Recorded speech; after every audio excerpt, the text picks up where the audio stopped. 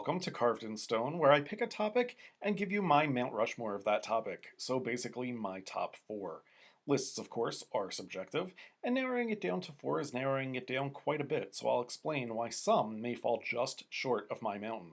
I'm your host, Shawn Chabam, and I hope you don't have Triskaidekaphobia because, in honor of today being Friday the 13th, as well as episode 13 of this podcast, we're going to be taking a trip to Camp Crystal Lake, and I will be giving you my Mount Rushmore of Friday the 13th films.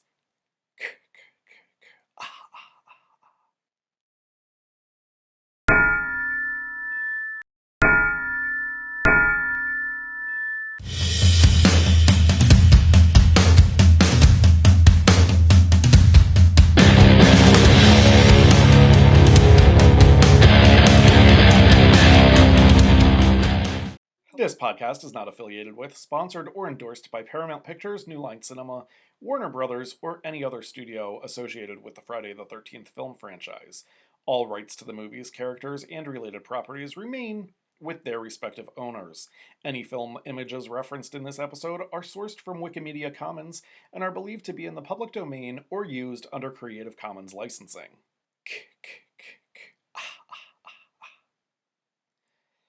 The Friday the 13th franchise is one of many horror franchises that I'm a big fan of. Some of them, particularly later in the franchise, get a little cheesy. That doesn't bother me one bit. Cheesy can be entertaining. Even some of the cheesy ones are good. There's honestly only one film in this series that I dislike, and that's Friday the 13th, 2009. It was a reboot of the first four films combined, and they just tried to fit too much into it. So, now that that's out of the way, let's talk about who made my Mount Rushmore of Friday the 13th films. First up is probably a bit of a surprise. I feel like this isn't the most popular film in the franchise, but I love it. Friday the 13th, Part 3. This was the first, and I'm fairly certain only movie in the franchise to be made in 3D, but that really has nothing to do with why it's one of my top four. This is the first installment with a decent amount of humor in it. It doesn't go over the top with the jokes like some of the subsequent films do, but I thought it was hilarious when Vera asked who her blind date for the weekend was, and Shelley apologizes for it being him before she even says a word to him. I loved the scene at the convenience store when Shelley and Vera get into it with the bikers, and Shelley runs over their motorcycles with his car. The bikers follow them back, and Jason takes or ends up taking care of them in the barn, if you know what I mean. Shelley's antics keep irritating everybody. He pulls pranks in which he makes others believe a tragedy has occurred until actual tragedies begin occurring. Probably the most impactful part of this film is Jason taking Shelley's hockey mask, which becomes part of the iconic look of Jason Voorhees. I think people immediately picture Jason Voorhees in his hockey mask, but it took 3 movies for that mask to make an appearance. So this is a really critical piece of the franchise. All in all, a great movie as far as I'm concerned that had it all. Screams, thrills, laughs, as well as a gang getting what they had coming to them. It wasn't the most critically acclaimed movie of the series, but I don't care. I enjoyed it. One of my favorites, so for my Mount Rushmore of the franchise, Friday the 13th, Part 3 easily finds its place. Now to another movie that I think people forget the specifics about, the original Friday the 13th.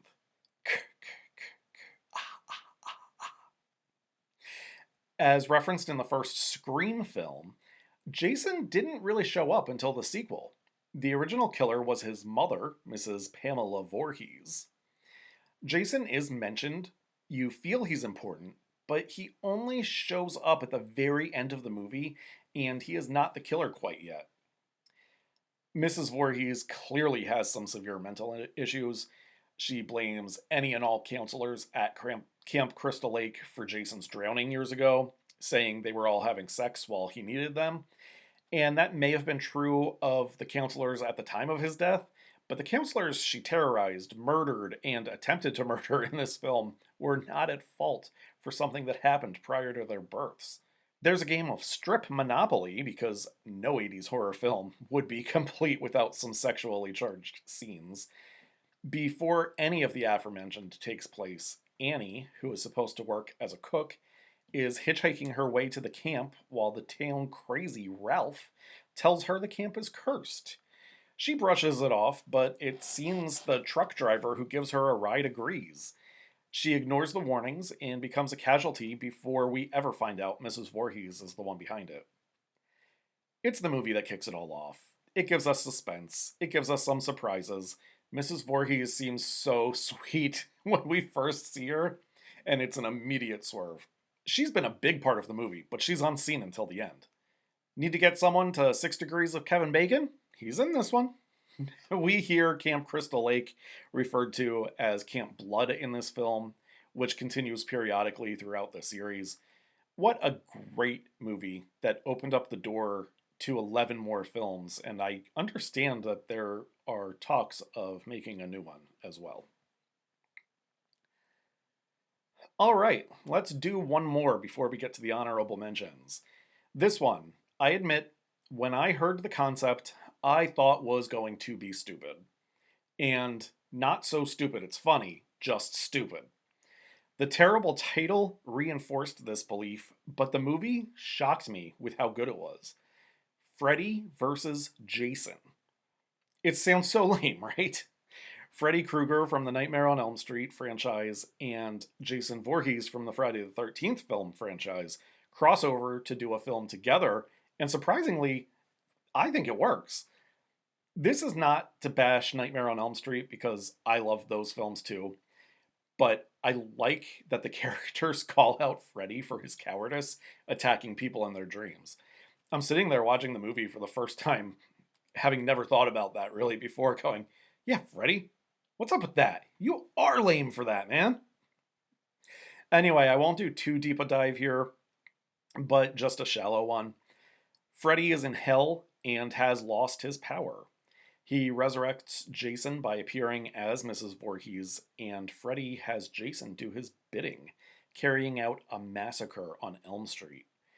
After this, Freddy regains his strength. The problem between the two becomes that Jason starts killing kids in the real world before Freddy can get to them in their dreams, which causes the two antagonists to clash. That's all I'll give you plot-wise, but major spoiler alert incoming. At the end of the film, Jason appears to be victorious and is carrying Freddy's head. Freddy winks at the camera, so we're left unsure and unclear as to who got the better of whom here. I'm going to give 3 honorable mentions before getting to my 4th and final pick. Friday the 13th Part 2, Friday the 13th Part 6, Jason Lives, and the surprising Jason X, another where the concept sounds stupid, Jason in space, but they make it work. At least it worked for me. It's not the most popular movie in the franchise, but I liked it. Part 2 is crucial as it introduces Jason and gives us an update on Part 1.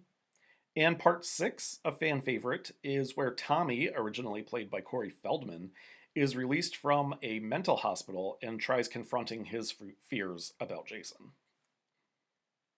We've eliminated 6, really 7 of the 12 films already. I named 3 for the mountain, gave 3 honorable mentions, and told you which film I dislike, which obviously isn't up there. Let's reveal the final movie. Friday the 13th, 4, the final chapter. It wasn't really the final chapter, of course, but I guess they had intended to stop making films after this one. It was close, right? They only made 8 more movies after this one. Crispin Glover is fantastic in this, showing that even though he may have been born to play George McFly, he has some range in his acting and can make a solid horror film too. As usual in horror films from this time period, his character is trying to get into the pants of the opposite sex. His friend has a computer that apparently says he's bad at it, so he shoves it in his buddy's face later when he succeeds. We get a terrific performance from a young Corey Feldman who winds up going absolutely ballistic in an attempt to end Jason for good. It really is a heck of a film and rounds out this episode of Carved in Stone. To recap my Mount Rushmore of Friday the 13th films: Friday the 13th Part 3, Friday the 13th, the original, Freddy vs. Jason, and Friday the 13th Part 4, the final chapter. Thanks for joining me. Don't forget to subscribe to the channel if you haven't already. If you're so inclined, let me know your favorites in this franchise in the comments. Have a wonderful Friday the 13th. I'll see you next time. Go Birds!